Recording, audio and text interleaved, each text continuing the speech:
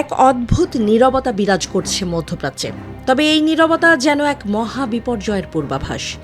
Iran ও ইসরায়েলের মধ্যে কথার লড়াই এখন এমন এক পর্যায়ে পৌঁছেছে যেখানে যে কোনো মুহূর্তে যুদ্ধের শিখা জ্বলে উঠতে পারে। সম্প্রতি ইরানের এলিট সামরিক বাহিনী IRGC এর উচ্চপদস্থ জেনারেল ইব্রাহিম জাব্বারি হুঁশিয়ারি দিয়েছেন যে সঠিক সময়ে যথাযথ কৌশলে এবং এমন মাত্রায় আঘাত হানা হবে যাতে ইসরায়েল সম্পূর্ণ ধ্বংস হয়ে যায়। তেল আবিব এবং হাইফাকে মাটির সঙ্গে মিশিয়ে দেওয়া হবে। এই হুমকির নাম দেওয়া হয়েছে অপারেশন ট্রু প্রমিস 3। ইসরায়েলও পাল্টা হুঁশিয়ারি দিয়েছে। ইসরায়েলের পররাষ্ট্রমন্ত্রী গিডিয়ন সাআর সরাসরি বলছেন, ইহুদি জাতি ইতিহাস থেকে একটি শিক্ষা নিয়েছে।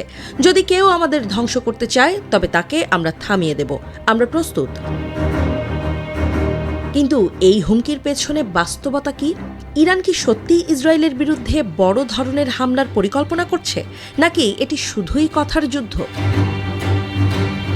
শুধু কথার লড়াই নয়, বাস্তবিকভাবেও দুই দেশ নিজেদের সামরিক শক্তি প্রস্তুত করছে।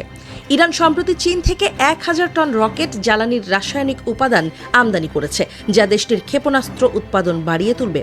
পাশাপাশি IRGC সম্প্রতি প্রকাশ করেছে তাদের নতুন আন্ডারগ্রাউন্ড মিসাইল সিটি, যা মূলত সমুদ্র উপকূলে অবস্থিত এবং কৌশলগত লক্ষ্যবস্তু ধ্বংস করার জন্য নির্মিত।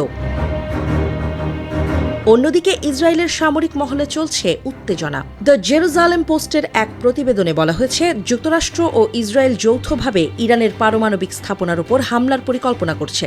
সাবেক CIA কর্মকর্তা কলিন উইনস্টন বলেছেন, এখনই ইরানের পারমাণবিক কর্মসূচিতে হামলা চালানোর সেরা সময়। তার মতে, ইসরায়েলের প্রধান শত্রু হিজবুল্লাহ ও হামাস এখন দুর্বল।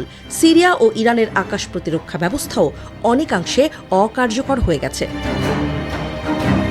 ইরান বর্তমানে 60% সমৃদ্ধ ইউরেনিয়াম উৎপাদন করছে, যা পারমাণবিক অস্ত্র তৈরির জন্য খুবই গুরুত্বপূর্ণ। আন্তর্জাতিক পরমাণু শক্তি সংস্থা আশঙ্কা করছে, মাত্র কয়েক সপ্তাহের মধ্যেই ইরান অস্ত্র তৈরির মতো ইউরেনিয়াম উৎপাদন করতে সক্ষম হবে। এই পরিস্থিতিতে ইসরায়েলের পক্ষে আগে ভাগে হামলা চালানোর সম্ভাবনা আরও জোরালো হচ্ছে। কিন্তু এই ধরনের হামলা কি মধ্যপ্রাচ্যে এক সর্বগ্রাসী যুদ্ধের সূচনা করতে পারে? ইরানের পররাষ্ট্রমন্ত্রী আব্বাস আরাকচি স্পষ্ট করে বলে দিয়েছেন, আমাদের পারমাণবিক স্থাপনায় যদি আক্রমণ হয় তাহলে এটি হবে ইতিহাসের সবচেয়ে বড় ভুল। এর ফল হবে মধ্যপ্রাচ্য জুড়ে সর্বাত্মক যুদ্ধ। অন্যদিকে দ্য ওয়াশিংটন পোস্টের এক রিপোর্ট বলছে, 2025 সালের মাঝামাঝি সময়ে ইসরায়েল ইরানের পারমাণবিক স্থাপনার উপর হামলা চালাতে পারে।